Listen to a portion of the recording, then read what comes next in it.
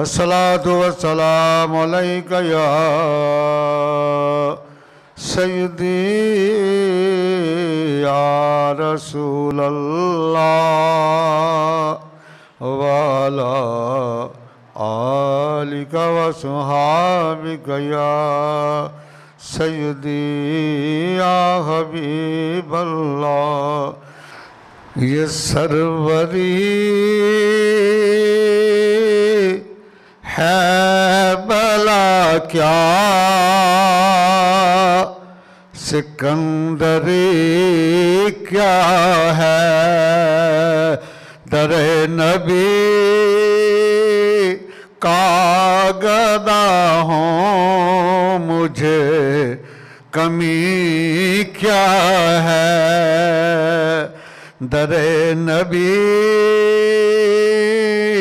کا گدا ہوں مجھے کمی کیا ہے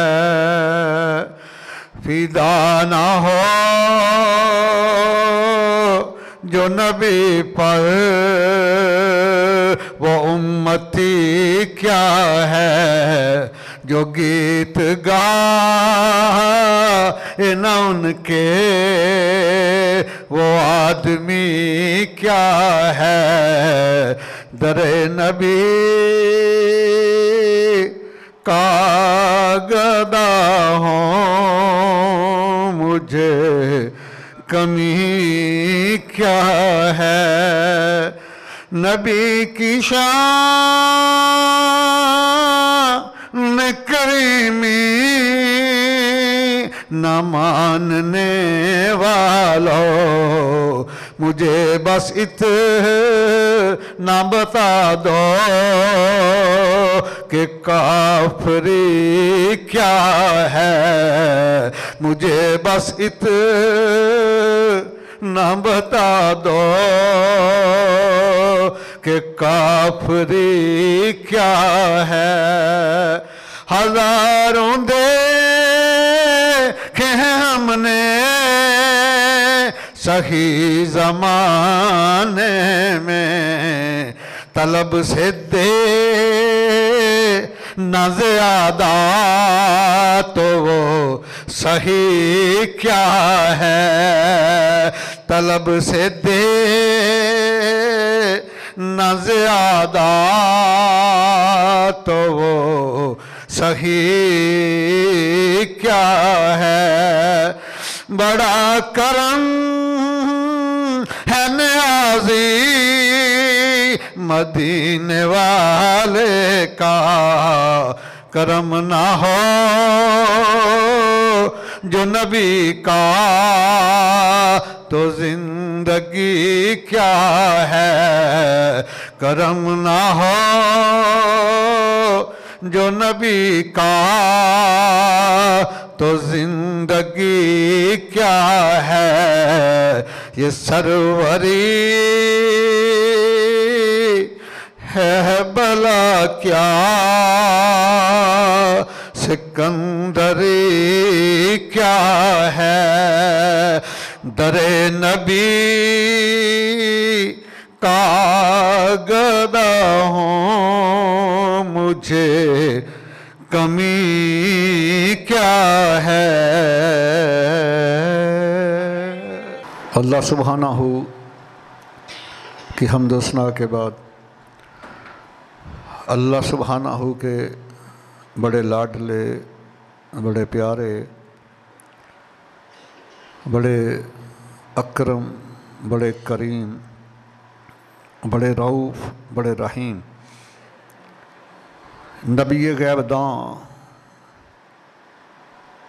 شہنشاہ دو جہاں انبیاء کے سردار اپنی امت کے غمخوار اور اپنے غلاموں کے لجپال سارے عالم کے تاجدار سید ابرار سید عالمین حضور صلی اللہ تعالی علیہ وآلہ وسلم کی بارگاہ اقدس میں ہدیہ درود و سلام عرض کیا چند اشعار بے مثل محبوب کی بے مثل ذات کی نصرت۔ تو سامن ذی وقار آپ کے سامنے قرآن مجید فرقان حمید کا 28واں پارہ سورہ التحریم کی آیہ نمبر 6 تلاوت کرنے کا شرف حاصل کیا ہے۔ آج کا جو میرا موضوع ہے وہ بڑا اہم موضوع ہے، تربیت اولاد، کہ کس طرح اولاد کی تربیت کر کے اپنے آپ کو اور اپنی اولاد کو جہنم کی آگ سے بچانا ہے۔ یہ آج ہر مسلمان کا مسئلہ ہے، ہر گھر کا مسئلہ ہے، ہر والدین کا مسئلہ ہے۔ خدا را اس پہ غور کرنا، اس کو اپنے دل کے دریچوں میں جگہ دینا آج کے موضوع کو۔ اگر اولاد کی تربیت ہم نے صحیح کر دی تو دین اور دنیا کی کامیابیاں ہمارے قدموں کو بوسے دیں گی۔ اگر خدا نہ خواستہ ہم اس میں ناکام رہے تو قیامت والے دن اولاد جو ہے وہ اپنی جہالت کی ذمہ داری اولاد کے اوپر ڈالے گی۔ الفاظ بھی بڑے کمال کے ہیں۔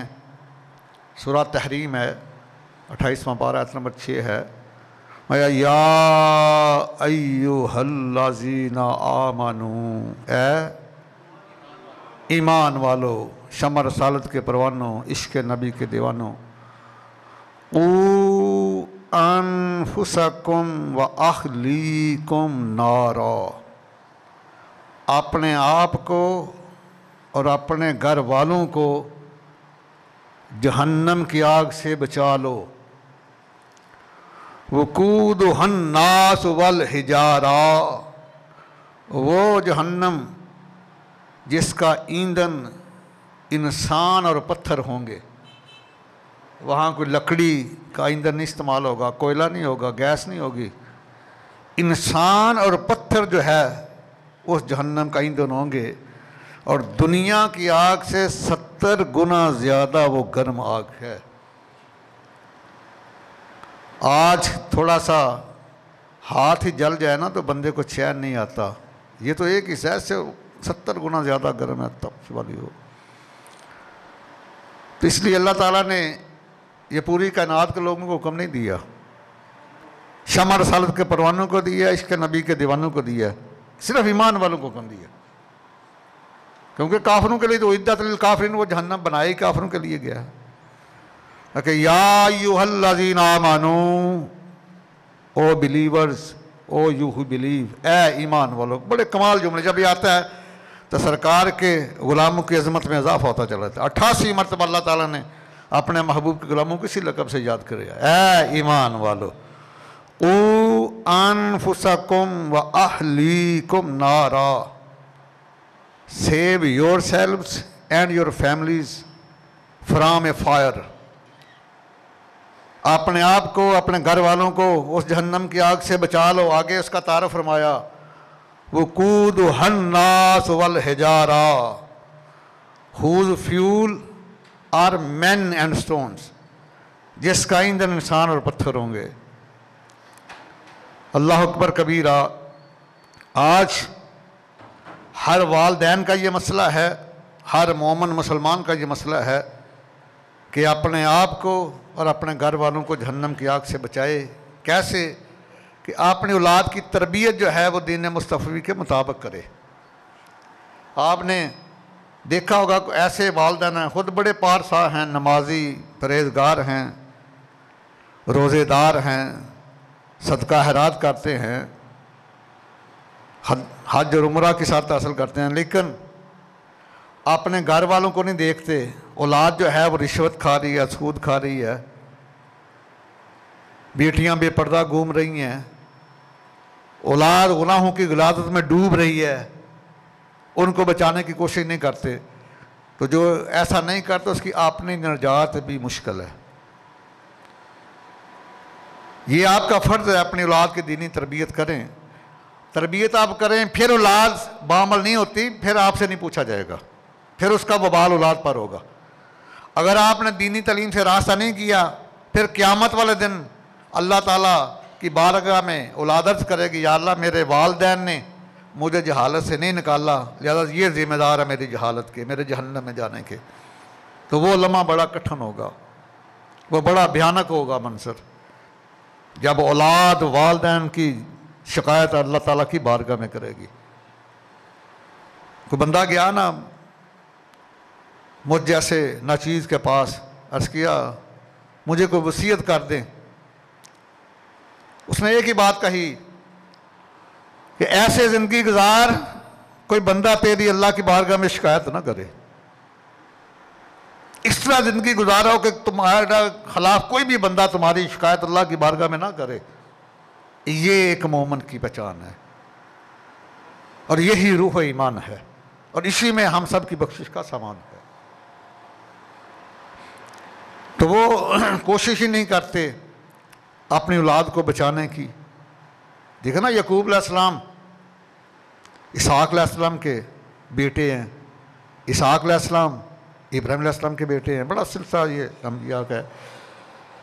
تو جب آپ کے وصال کا وقت قریب آیا، کوئی مال کی وصیت کرتا ہے، کوئی وصیت کرتا ہے، اللہ کا قرآن گواہ ہے، سورہ البقرہ پڑھ کے دیکھیے۔ یعقوب علیہ السلام کے 12 بیٹے تھے، ان کو بٹھایا، پوچھا ما تعبدون من بعدی، میرے بیٹو میرے پردہ فرمانے کے بعد کس کی عبادت کرو گے؟ بیٹے پھر نبی کے ہیں نا۔ قالوا نعبد الہک و الہ آبائک ابراہیم و اسماعیل و اسحاق، نعبد الہک، حضور ہم آپ کے رب کی عبادت کریں گے۔ نعبد الہک و الہ آبائک ابراہیم و اسماعیل و اسحاق، ہم آپ کے رب کی عبادت کریں گے، آپ کے ابا حضور اسحاق علیہ السلام کے رب کی عبادت کریں گے، آپ کے دادا ابراہیم علیہ السلام کے رب کی عبادت کریں گے۔ وہ خوش ہو گئے کہ میں نے تربیت صحیح کر دی اولاد کی۔ اللہ اکبر کبیرہ۔ تو آئیے ذرا مشکات کا صفحہ 367 ہے، قربان جاؤں اپنے تاجدار غمخوار نبی کی شان کریمی پر کہ آپ کس طرح اپنے ربیب کی تربیت فرماتے ہیں۔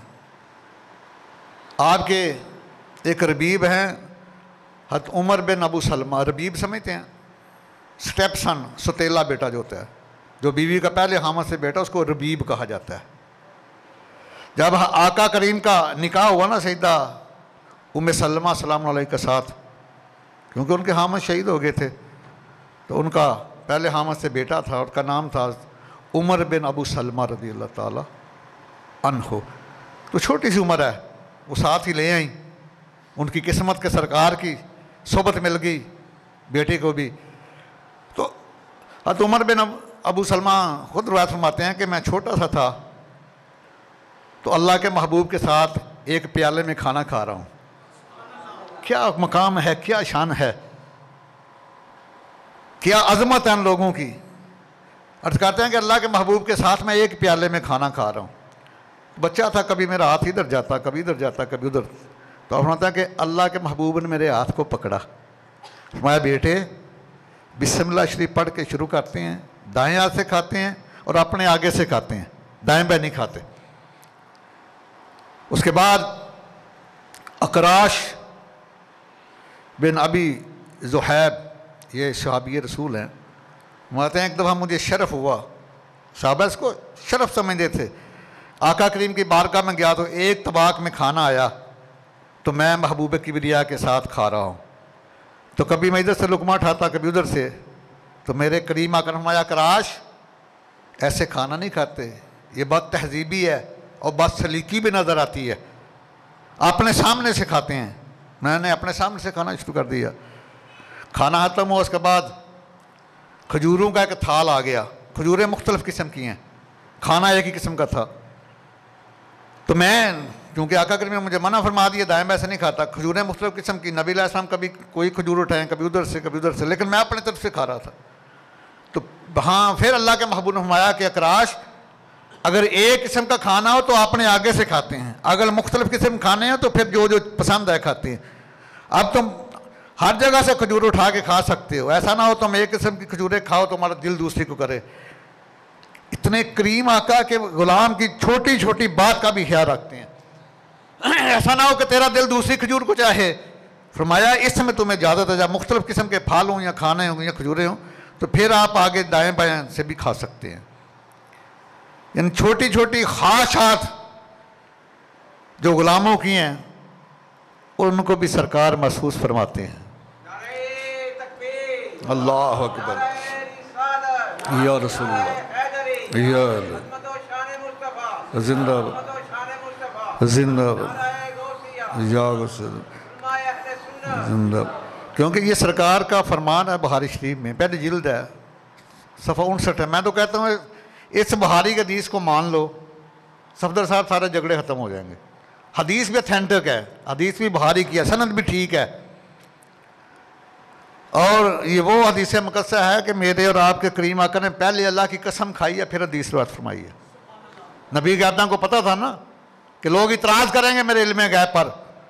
سنو حدیث کے الفاظ، قال رسول اللہ صلی اللہ علیہ وسلم فواللہ، اللہ کے محبوب نے فرمایا مجھے قسم ہے اللہ کی، ما یخفی علی رکوعکم ولا خشوعکم، کہ میں اپنے پیچھے سے تمہارے رکوع کو بھی دیکھتا ہوں، تمہارے دلوں کے حال کو بھی جانتا ہوں۔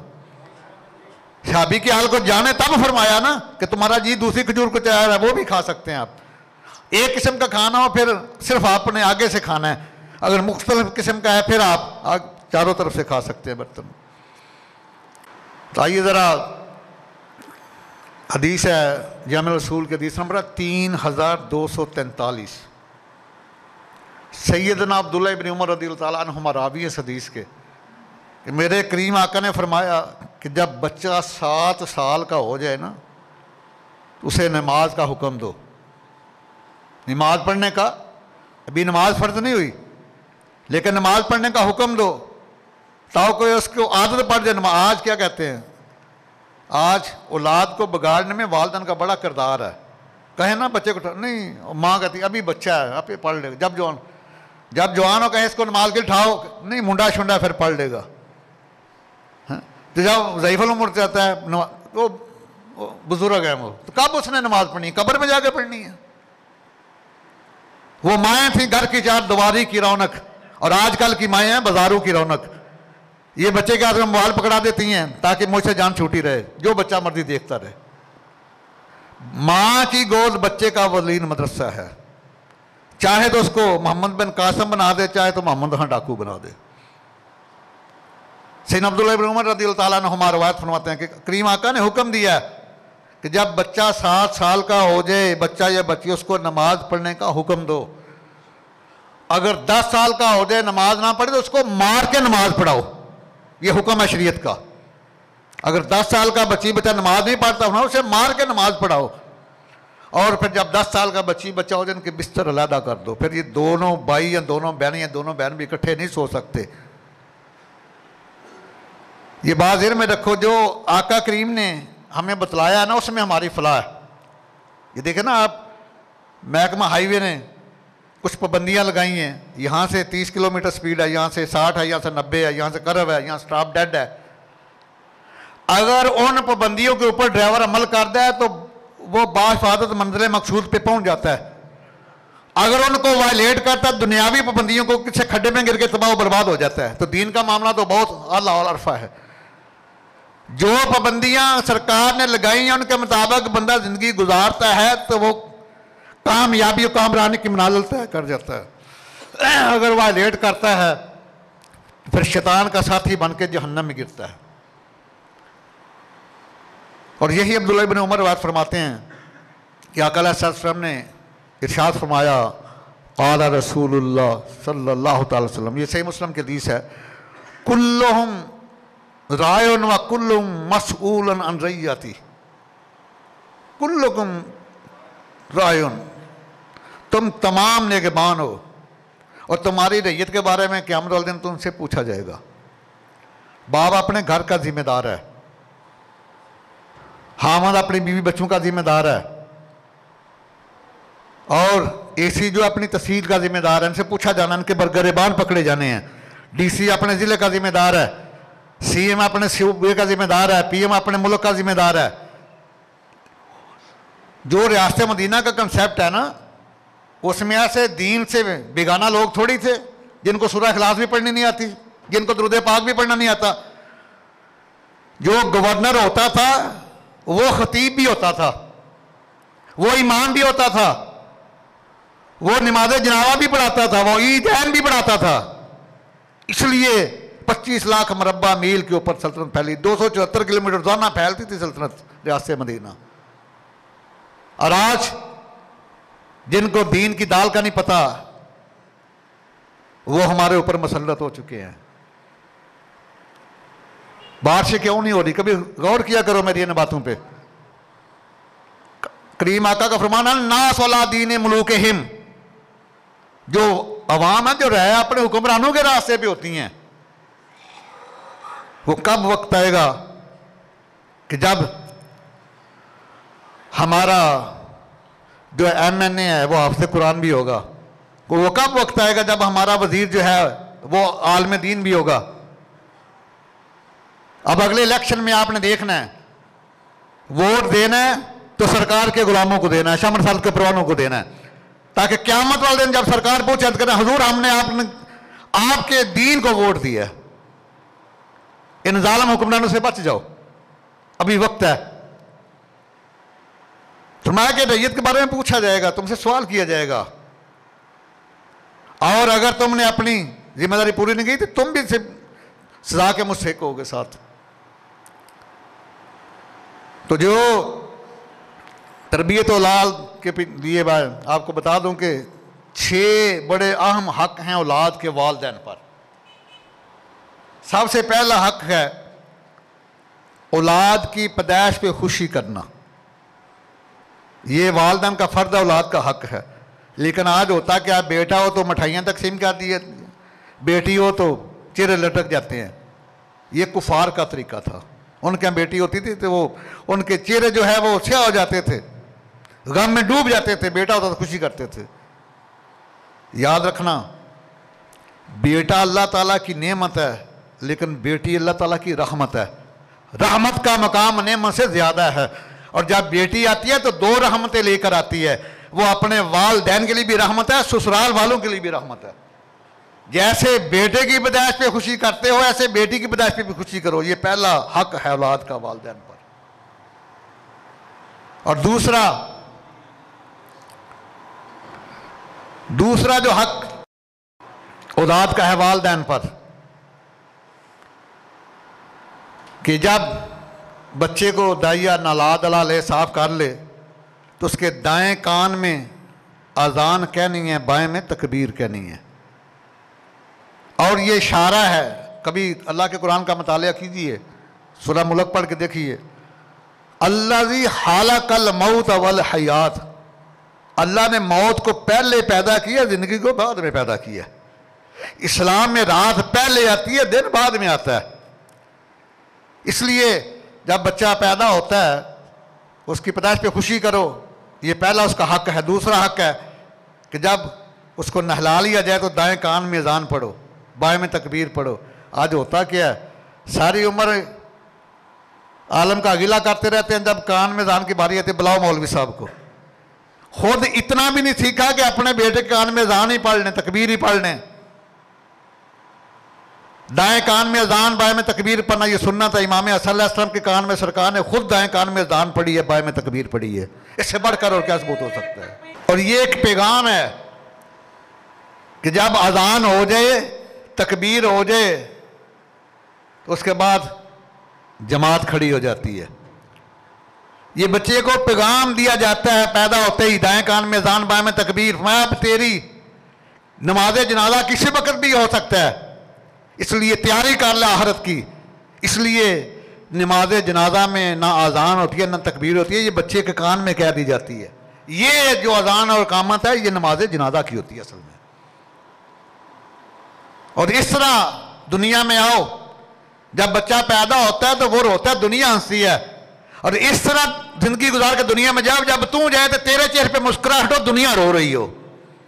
یہ مومن کی زندگی ہے. اور اس کے بعد پھر تیسرا حق جو اولاد کا ہے وہ تحنیک ہے. تحنیک کہتے ہیں گٹی دینا، جنہوں پنجابی کہتے ہیں گڑتی دینا.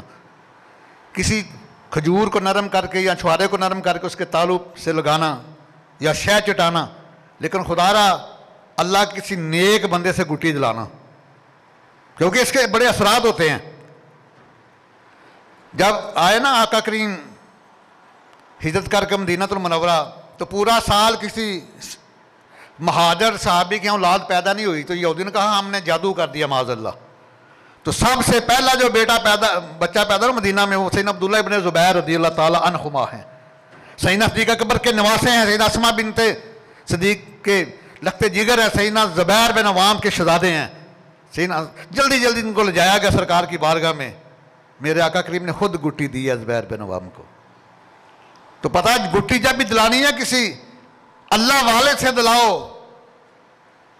تاکہ پہلے اثرات جو اس کے اندر جانے امید میں وہ کسی نیک بندے کے ہاتھ کے لمس کے ساتھ جائیں اور وہ اللہ والا بن جائے.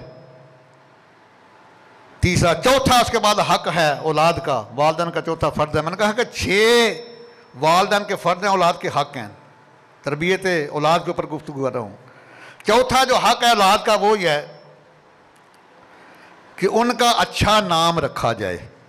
یہ حکم ہے شریعت کا، ان کا نام اچھا رکھا جائے، با معنی رکھا جائے. آج نام بھی بڑے عجیب و غریب رکھ دیتے ہیں جس کا معنی ہی کو نہیں ہوتا.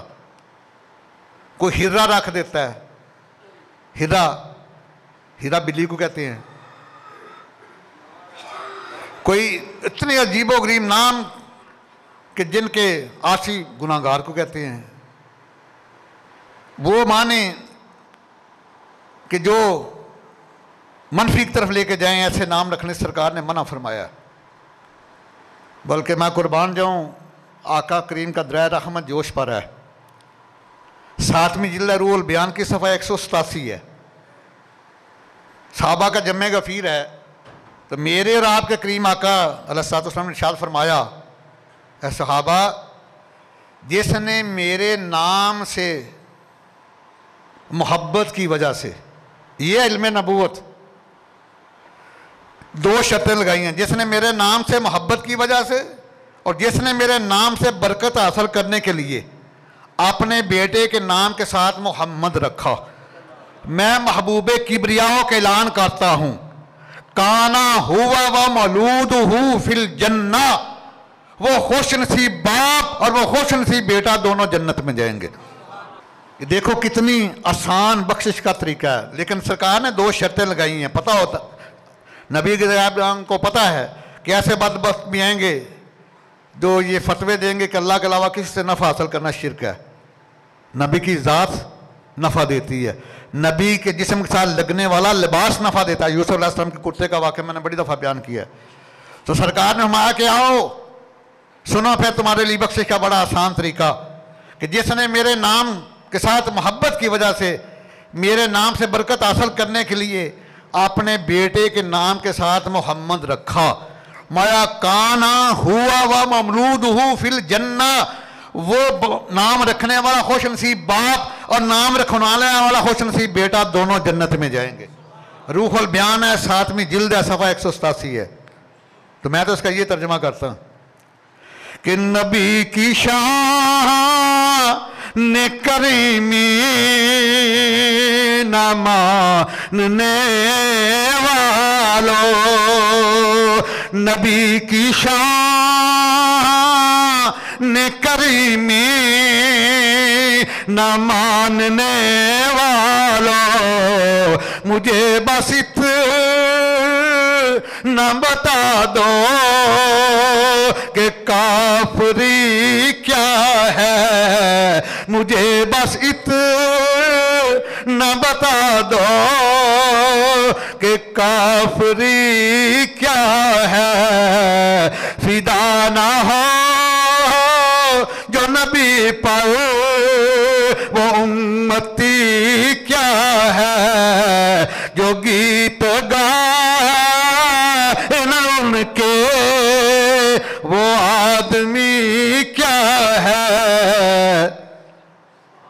سرکار نے کہ جو نام ہی رکھ لے گا میرے نام سے برکت کی وجہ سے اور محبت کی وجہ سے، تو میں اعلان فرماتا ہوں وہ دونوں باپ بیٹا جنت میں جائیں گے۔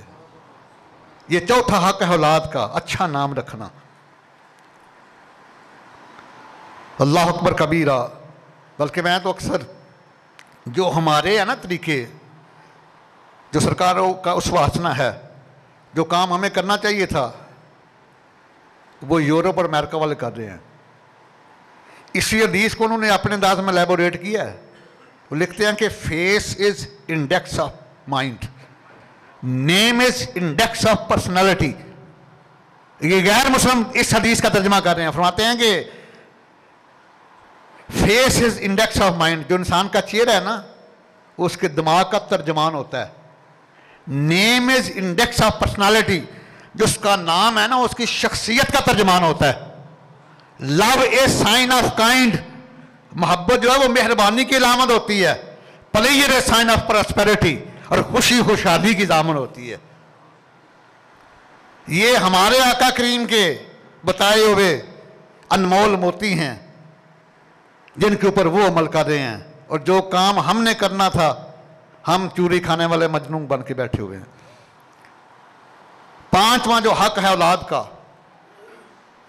وہ ہے کہ 7ویں دن ان کا عقیقہ کیا جائے۔ بیٹا ہو تو 2 بکرے، بیٹی ہو تو 1۔ اور آقا کریم فرماتے ہیں، اور یہ مسنون ہے، سرکار فرماتے ہیں کہ عقیقے کے بغیر بچہ رہن ہوتا ہے۔ رہن کہتے ہیں گہنے کو، گہنا جدو مرضی اللہ تعالیٰ اٹھا لیں۔ اور فرمایا کہ جب اس کا سنت عقیقہ ادا کر دیا جاتا ہے تو بہت زیادہ مصیبتیں سنت کی وجہ سے اس کے اوپر سے ٹل جاتی ہیں۔ لیکن یہاں بھی سرکار نے بڑا احسان کیا ہمارے اوپر، فرمایا کہ اگر والدین صاحب حیثیت نہیں تو عقیقہ نہ کریں۔ اولاد بڑی ہو کر اپنا عقیقہ خود بھی کر سکتی ہے، لیکن کرنا 7ویں دن ہے۔ کرنا چاہے 10 سال بعد کر رہے ہیں، چاہے 20 سال بعد، کرنا 7ویں دن۔ اس کا طریقہ کار کیا ہے کہ اگر بچہ یا بچی جمعے کو پیدا ہوئی ہے نا، ان کا عقیقہ جمعرات کو کرنا ہے۔ 7واں دن جمعرات کو بنتا ہے، جب اللہ توفیق دے، سال بعد دے، 2 سال بعد دے، 10 سال بعد دے، 20 دے، بچہ خود ہو، بڑا ہو جائے، خود کرے، تو 7واں دن ہی بنتا ہے۔ اگر جمعے کو پیدا ہوا ہے تو جمعرات کو عقیقہ کرنا ہے، اگر جمعرات کو پیدا ہوا بدھ کو عقیقہ کرنا ہے۔ یہ بات ذہن میں رکھنا، یہ سنت ہے۔ اگر اس کے ہٹ کے کرو گے تو وہ خلاف سنت ہو جائے گا۔ یہ 7واں دن جو ہے یہ سرکار نے ہمیشہ کے لیے بتا دیا، یہ نہیں کہ اب بچہ پیدا ہوا 7 والدین صاحب حیثیت نہیں، تو پھر تو وہ رہ گیا نا۔ میں کہ 7ویں دن کی نسبت رکھ لو، سال بعد کر لو، 2 سال بعد کر لو، 10 سال بعد کر لو، جب بڑا ہو جائے 50 سال بعد کر لو۔ لیکن بڑے بڑے میں نے ظالم دیکھے ہیں، لیکن ایک ظالم کا آپ کو میں واقعہ سناتا ہوں، استغفر اللہ۔ یہ داد والی شریف گاؤں ہے، دونکر اسٹیشن کی بیک سائڈ پہ مشرق کی طرف۔ وہاں ایک، میں ان کا نام نہیں لیتا، محفل پاک ہے، دوسرے گروپ کا بندہ تھا۔ بندہ کیا تھا، وہ خطیب تھا، عالم تھا، 70 سال اس کی عمر تھی، یہاں اتنی لمبی داڑھی تھی ناف کے نیچے۔ ایک دفعہ وہ بھینس کا دودھ دو رہا تھا، پاؤں کے نیچے آ گئی، تو اس ظالم نے کیا 70 سال کی عمر ہے، 10 محرم والے دن اپنا عقیقہ کیا۔ میں خدا تمہیں تباہ و برباد کرے، تمہیں یہ دن ہی ملا ہے، شاعت امام علی مقام کے وقت دن اپنی خوشی کا اظہار کر رہے ہو۔ داد والی شریف گاؤں کے، یہ میں اس وقت وہاں اسٹیشن مارشل تھا، یہ پکی مثال ہے، میں اس کا نام اس لیے لیتا کہ محفل پاک ہے۔ 70 سال کی عمر میں اس ظالم نے اپنا عقیقہ کیا تو 10 محرم والے دن کیا۔ اس کو ساری عمر کو دن ہی پسند نہیں آیا کہ جس دن نواسہ سید ابرار کی شہادت ہے اس دن وہ ظالم خوشی کر رہا ہے۔ تو عقیقے کے لیے بھی وہی شرائط ہیں جو قربانی کے جانور کی ہیں، لیکن قربانی کے گوشت اور عقیقے گوشت میں تھوڑا فرق ہے۔ قربانی کے گوشت کے 3 حصے کرنے ہیں، ایک حصہ غریبوں کو تقسیم کرو، دوسرا دوست احباب کو تقسیم کرو، ایک پکا سکے۔ لیکن عقیقے میں یہ گنجائش ہے، 3 حصے کرو، ایک حصہ غریبوں کا تقسیم کر دو، باقی اپنا حصہ اور دوست احباب رشتہ داروں کا حصہ وہ دونوں کٹھے پکا سکتے ہیں، کیونکہ دعوت کر کے آپ نے ان کو بلانا ہے۔ اور اس کے بعد پھر ختنے کرنا، یہ سنتے موقدہ ہے، یہ سنتے موقدہ ہے، اور نبی علیہ السلام کا فرمان ذی شان ہے، من دی سنتی حرمت علیہ شفاعتی، جس نے میری سنتے موقدہ کو چھوڑ دیا، ترک کر دیا، اس کی شفاعت میرے اوپر حرام ہے۔ اگر نہیں کرتے بیٹے کا ختنہ تو سخت گناہ گار ہو۔ سرکار کی سنتے موقدہ کی وائلیشن آئی ہے۔ آئیے ذرا، آج میں عرض کر رہا تھا نا کہ بیٹا 6 میں نے آپ کو حق بتائے ہیں اولاد کے۔ پہلا حق ان کی پیدائش پر خوشی کا اظہار کرنا، دوسرا حق ان کے دائیں کان میں اذان بائیں میں تکبیر کہنا، تیسرا حق ان کے لیے جو ہے وہ بہترین گٹی اچھے سے اللہ والے سے دلانا، اور چوتھا ان کے لیے بہترین نام ان کا رکھنا، پانچواں 7 دن ان کا عقیقہ کرنا، اور چھٹا ان کے ختنے کروانا بیٹے کے۔ تو اس وقت یہ رواج تھا عرب میں کہ جب بیٹی پیدا ہوتی تھی تو گھر میں صف ماتم بچھ جاتی تھی۔ یعنی اتنا ان میں تکبر تھا، غرور تھا، وہ کسی کو اپنا داماد بنانا پسند ہی نہیں کرتے تھے۔ یہ لیکن آؤ نا ذرا دیکھو میرے کریم آقا نے اس وقت کیسی مثال دی۔ نسائی شریف کا حدیث ہے، حدیث نمبر ہے 9336، المستدرک میں بھی موجود ہے، امام حاکم نے اس کو نقل کیا ہے، اس کی راویہ سیدہ عائشہ صدیقہ سلام اللہ علیہا ہے۔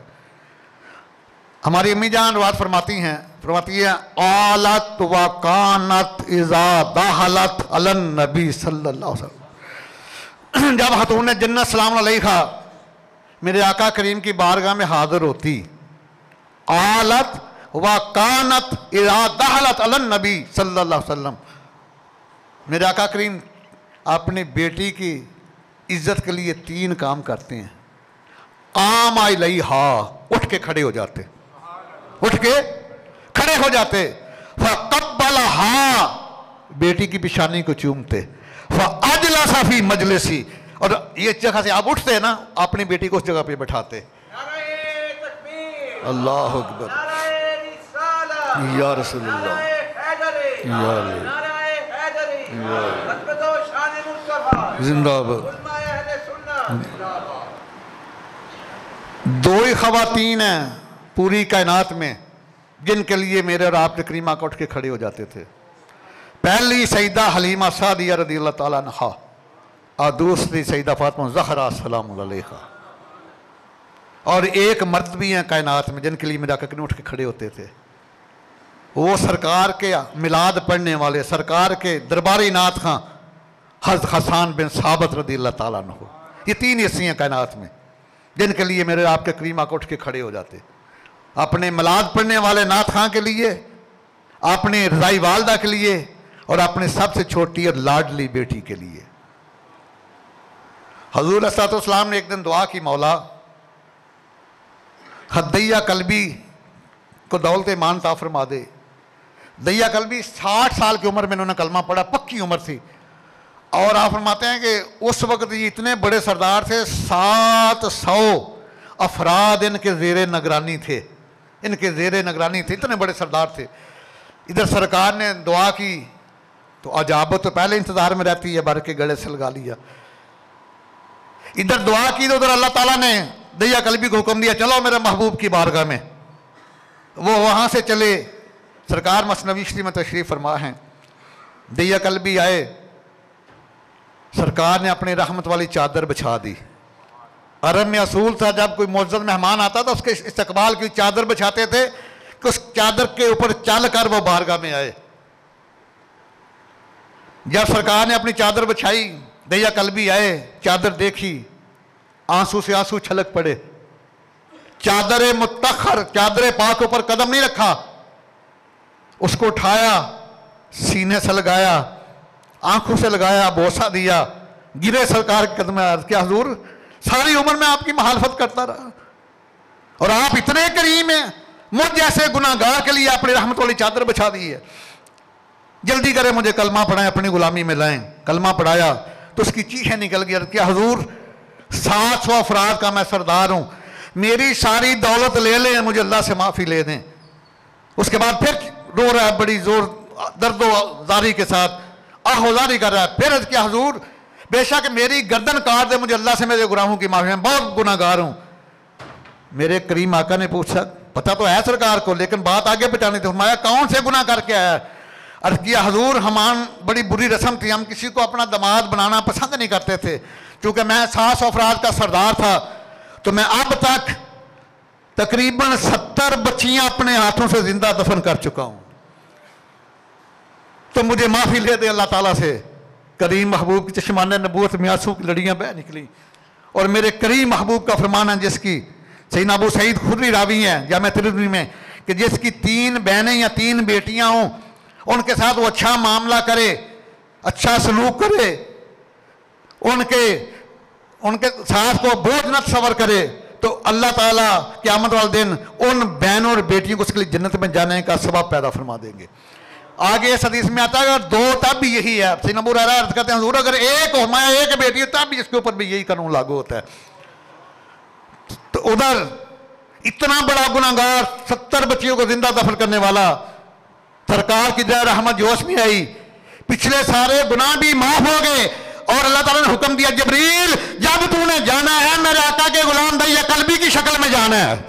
جب جبریل امین آتے ہیں نا دیا قلبی کی شکل میں آتے ہیں، کیونکہ ہزاروں دیکھے ہیں ہم نے صحیح زمانے میں، ہزاروں دیکھے ہیں ہم نے صحیح زمانے میں، طلب سے دے نہ زیادہ تو وہ صحیح کیا ہے، طلب سے دے نہ زیادہ تو وہ صحیح کیا ہے۔ اور ایک کہندے ان کے دیا قلبی بھی کہ در نبی کا گدا ہوں مجھے کمی کیا ہے، یہ سروری ہے بلا کیا سکندری کیا ہے، در نبی کا گدا ہوں مجھے کمی کیا ہے۔ اللہ اکبر یا رسول اللہ۔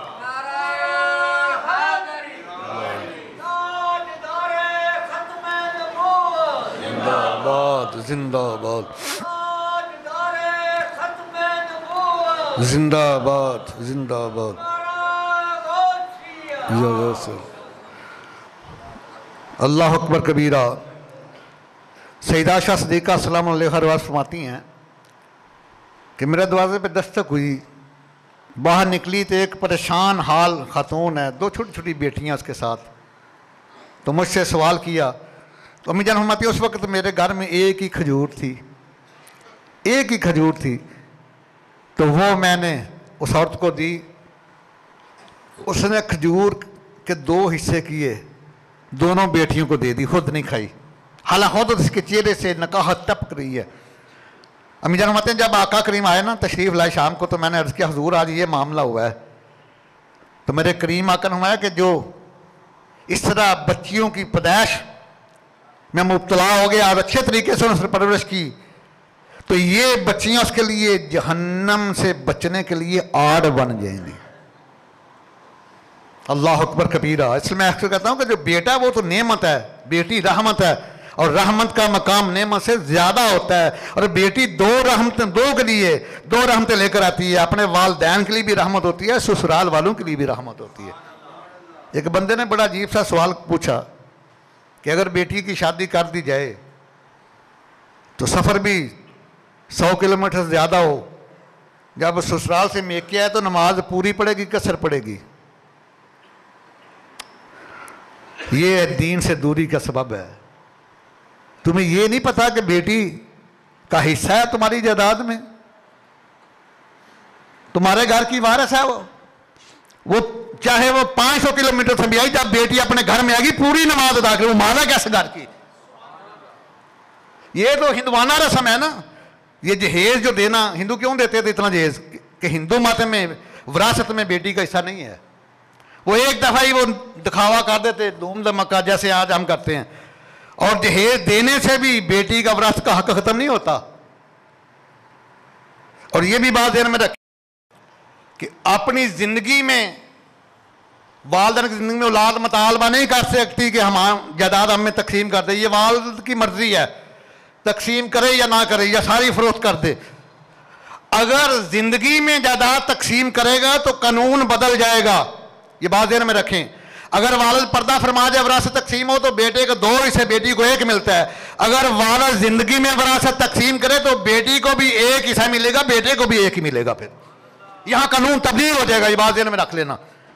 والد زندگی میں وراثت تقسیم کرے تو بیٹے اور بیٹی کو برابر دینا پڑے گا. سیدنا سعد بن عبادہ رضی اللہ تعالیٰ عنہ بڑے جلیل صحابی رسول ہیں. آپ نے اپنی زندگی میں ہی ساری جائیداد تقسیم کر دی, وصال ہو گیا. آپ کے پردہ فرمانے کے بعد آپ کے ہاں بیٹا پیدا ہوا. سیدنا صدیق اکبر امیر المومنین ہے. دیکھو صحابہ کا جذبہ, مومن کی شان. سیدنا فاروق اعظم فرماتے ہیں میں ساری رات سویا ہی نہیں, پریشان رہا کہ سعد بن عبادہ تو ساری جائیداد تقسیم کر گئے, بیٹا بعد میں پیدا ہوا ہے تو اللہ تعالیٰ کی بارگاہ میں پوچھ کے کیوں نہیں ہے. سیدنا فاروق اعظم فرماتے ہیں میں ساری رات روتا رہا ہوں, مجھے نیند نہیں آئی. صبح فجر کی نماز کے وقت میں گیا صدیق اکبر کے پاس, عرض کیا حضور یہ معاملہ, میں تو ساری رات سو ہی نہیں سکا. صدیق اکبر فرماتے ہیں یہ معاملہ میرے ساتھ بھی ہے, میں بھی ساری رات میں سو رہی, یہی سوچتا رہا ہوں. فجر کی نماز پڑھائی صدیق اکبر نے, دونوں گئے سعد بن عبادہ کے بڑے بیٹے قیس بن عبادہ کے پاس. عرض کیا کہ ہم تو دونوں سوئے نہیں ساری رات, کہ کہیں اللہ تعالیٰ تمہارے باپ سے پوچھ گچھ نہ کر لے, تم نے ساری جائیداد زندگی میں تقسیم کر دی, یہ بیٹا تمہارے وصال کے بعد پیدا, اس کو کیا دیا؟ تو بیٹا بھی تو پھر صحابی رسول کا ہے نا. عرض کیا حضور آپ آ گئے ہیں تو جو میرا حصہ ہے میں اپنے نئے چھوٹے بیٹے کو اپنے بھائی کو دے دیتا ہوں. یہ لوگ تھی. آج ایک گھر میں جنازہ تھا, دوسرے میں موسیقی بج رہی ہوتی ہے. سعد بن عبادہ کا وصال ہوا, زندگی میں جائیداد تقسیم کی, بیٹا بعد میں پیدا ہوا. فاروق اعظم صدیق اکبر ساری رات سو نہیں سکے. امیر المومنین کہلانا بڑا آسان ہے, بننا بہت مشکل ہے.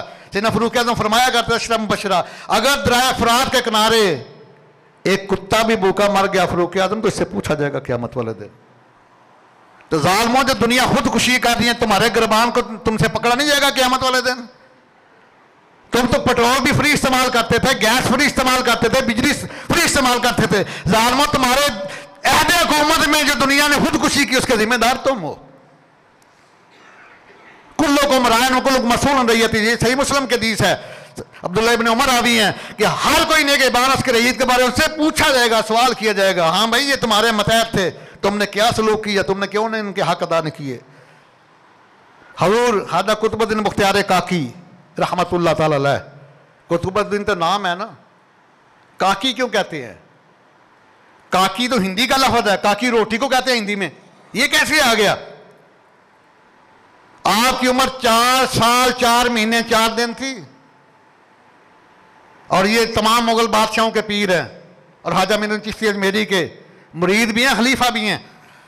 4 سال 4 ماہ 4 دن عمر تھی. بسم اللہ کی تقریب سعید منعقد ہوئی, خواجہ غریب نواز بھی آئے, حمید الدین نگوری بھی آئے. حکم ہوا خواجہ صاحب آج آپ نے بسم اللہ نہیں پڑھانی, آج حمید الدین نگوری پڑھائیں گے. جب حمید الدین نگوری نے پڑھانا بسم اللہ الرحمن الرحیم, تو خواجہ قطب الدین بختیار کاکی رحمۃ اللہ تعالیٰ نے 15 سپارے زبانی سنا دیے. 4 سال 4 مہینے 4 دن کی عمر ہے. عرض کیا آگے فرمایا کہ میری امی جان, جب میں شکم مادر میں تھا میری امی جان ان کی تلاوت کرتی تھی تو یہ میں اس کا حافظ بن گیا. وہ مائم بھی تلاؤ نا, خواجہ قطب الدین بختیار کاکی رحمۃ اللہ نے پیدا کیے. اور جب مدرسے داخل کرایا نا تو رات کو دونوں میاں بیوی خواجہ قطب الدین بختیار کاکی والدین, ماں اکثر یہ ماں کا کام ہے, ماں ہی بچے کو اللہ تعالیٰ کی محبت سکھاتی ہے. تو آپ کی امی آپ نے حامد کہتی ہے کہ میں نے ایک ترتیب بنائی ہے کہ اپنے بیٹے کے دل میں اللہ کی محبت ڈالیں, اللہ کے رسول کی محبت ڈالیں. کبھی سورہ لقمان پڑھیں, لقمان حکیم نہ کوئی وہ نبی تھا نہ کوئی پیغمبر تھا, ایک دانشمند تھا, اللہ نے اس کے نام کی پوری صورت بنائی ہے قرآن مقدس میں. جو اس نے اپنی اولاد کو حکم دیا نا کبھی اس کے اوپر عمل کر لیا جائے تو معاشرہ جنت کا نمونہ بن جائے. جب بیٹا صبح آیا نا مدرسے سے, تو اس نے کھانا مانگا. ماں نے پہلے ہی کھانا بنا کے روٹی بنا کے کہیں چھپا دی تھی. کھانا مانگا تو فرمایا بیٹے اللہ تعالیٰ روٹی ہمیں بھی دیتا ہے, آپ بھی اپنے اللہ سے مانگو. 4.5 سال کی عمر ہے. بیٹے نے مسئلہ ڈالا, عرض کیا مولا میں مدرسے سے آیا ہوں, بھوکا ہوں, تو مجھے روٹی چاہیے. اس کے بعد عرض کہتا امی جان آپ فرمایا کہ اللہ نے تیرا رزق بھیج دی, اندر تلاش کرو. ماں نے تھوڑی سی رہنمائی کی تو دیکھا کہ وہ دراز میں روٹی تھی, گرم گرم کھائی, پانی پیا تو اللہ کا شکر ادا کیا. ایسے سلسلہ چلتا رہا. ایک دن امی اپنے کہیں رشتہ داروں کے یہاں چلی گئی, کوئی خوشی کی کوئی غمی کی تقریب ہے. جب بیٹے کا وقت ہو گیا مدرسے سے واپس آنے کا, ماں کو پتہ چلا تو ماں رو پڑی. عرض کیا مولا میں نے تو اپنے بیٹے کے دل میں تیری محبت ڈالنے کے لیے ایک چھوٹی سی ترکیب بنائی تھی, آج روٹی نہ ملی تو میرا بید کھل جائے گا, میرے بیٹے کا دل ٹوٹ جائے گا. اور با پرداؤں کے ساتھ گھر کو واپس آ رہی ہے, آنسو کی لڑیاں بہہ رہی آنکھوں سے. جب گھر آئی تو دیکھا خواجہ قطب الدین بختیار کاکی آرام فرما رہے ہیں. جلدی جلدی روٹی بنا کے چھپائی, بیٹے کو اٹھایا, میں بیٹے روٹی کھا لے. بیٹا حشاش, امی جان مجھے بھوک نہیں ہے. فرمایا کیوں؟ عرض کیا امی جان میں آج آیا نا مدرسے سے تو میں صلی پہ جا کے بیٹھا. عرض کیا مولا مجھے بھوک بھی لگی ہے, مجھے روٹی بھی دو, مجھے پانی بھی دو. آج تو میری امی بھی گھر میں نہیں ہے. میں اتنی بات کہی ہے میں نے تو بہترین روٹی ملی ہے. اور مزیداری کی بات ہے ساری عمر جو روٹی کھائی ہے اس کا ذائقہ اور تھا, آج اس کا ذائقہ ہی نرالا ہے. اسی وقت امی جو گر گئی سجدے میں, کیا مولا تیرا شکر ہے میری لاج رکھ رہی ہے. کاکی اور ہندی میں روٹی کو کہتے ہیں, اس کے آپ کا لقب پڑ گیا قطب الدین بختیار کاکی, کہ جس کو روٹی اللہ تعالیٰ کی بارگاہ سے ملے اسے کاکی کہا جاتا ہے. اور جب آپ کے وصال کا وقت قریب آیا, اتنے مرد مجاہد تھے, 3 وصیتیں کی. فرمایا کہ میری نماز جنازہ وہ پڑھائے جس نے توبہ کرنے کے بعد کوئی لقمہ حرام اپنے پیٹ میں نہ ڈالا ہو. میری نماز جنازہ وہ پڑھائے گا جس نے توبہ کرنے کے بعد بری نگاہ سے کسی غیر محرم کو نہ دیکھا ہو. میری نماز جنازہ وہ پڑھائے گا جس نے توبہ کرنے کے بعد جس کی نماز تہجد بھی قضا نہ ہوئی ہو. یہ وصال فرمانے سے کئی سال پہلے وصیت کی ہے. جب وصال ہو گیا تو بڑی تعداد میں لوگ نماز جنازہ پڑھنا ہے, مرید نے وصیت پڑھی. اب کون ہے جو آگے کھڑا ہو؟ 5ویں صف سے ایک اللہ کا ولی, ایک درویش چیختا ہوا روتا ہوا آیا. اور وہ کون تھا؟ وہ دلی کا بادشاہ سلطان شمس الدین التمش تھا. اس نے نماز جنازہ پڑھی, رو پڑا, عرض کیا مولا آج میرے مرشد کی وجہ سے میرا راز کھل گیا ہے, لیکن مرشد کا حکم ہے. وہ یہ تھے ریاست مدینہ کے والی, دلی کا بادشاہ شمس الدین التمش. اس نے نماز جنازہ پڑھائی ہے کہ جس کی نماز تہجد بھی قضا نہیں ہوئی, جس نے لقمہ حرام کا بھی نہیں کھایا, اور ساری عمر بری نظر سے کسی بدنگاہی بھی نہیں کی کسی کے ساتھ. یہ وہ لوگ ہیں جن کی وجہ سے یہ پورے برصغیر پاک و ہند میں اسلام جو پھیلا ہے. تو وقت ہوا چاہتا ہے, تربیت اولاد کے اوپر بات کر رہا تھا. یہ ماں کی گود بچے کا بدترین مدرسہ ہے, چاہے تو محمد بن قاسم بنا دے, چاہے تو محمد خان ڈاکو بنا دے. تو 28واں پارہ پڑھنا ہے سایہ مقدسہ کو. 28واں پارہ سورہ تحریم کی آیت نمبر 6 ہے. میں یا ایھا الذین آمنوا قوا انفسکم واہلیکم نارا. او believers, save yourselves and your families from a fire. اے ایمان والو اپنے آپ کو اور اپنے گھر والوں کو جہنم کی آگ سے بچا لو. آگے اس کا تعارف فرمایا ہے, وقودھا الناس والحجارہ whose fuel are men and stones. یہ وہ جہنم ہے جس کا ایندھن لکڑیاں نہیں ہوں گی, کولے نہیں ہوں گے, وہاں گیس نہیں ہوگی. اس کا ایندھن انسان اور پتھر ہوں گے, اور دنیا کی آگ سے 70 گنا زیادہ ہے. اس لیے فرمایا کہ اے ایمان والو اپنے آپ کو اور اپنے گھر والوں کو, بیوی بچوں کو جہنم کی آگ سے بچا لو. یعنی ان کی دینی تربیت کر لو. اور قیامت والے دن سرکار فرماتے ہیں کہ اگر اولاد کی دینی تربیت نہیں نہ کی تو اپنی جہالت کی ذمہ داری والدین پہ ڈالے گی. اگر تربیت والدہ نے کر دی ہے پھر اولاد کی بد عملی کا وبال صرف اس کے اوپر ہوگا, والدین بری ذمہ ہوں گے. تو آج عہد کریں کہ ہم بھی اس قرآن مقدس کی جو نص ہے اس کے اوپر عمل کریں گے, اپنے آپ کو اپنے گھر والوں کو جہنم کی آگ سے بچانے کے لیے ان کی دینی تربیت کریں گے. ایسا نہیں بھائی, مردوں والا وعدہ کریں آستہ کر. آمین ثم آمین. وما علیہ الا البلاغ.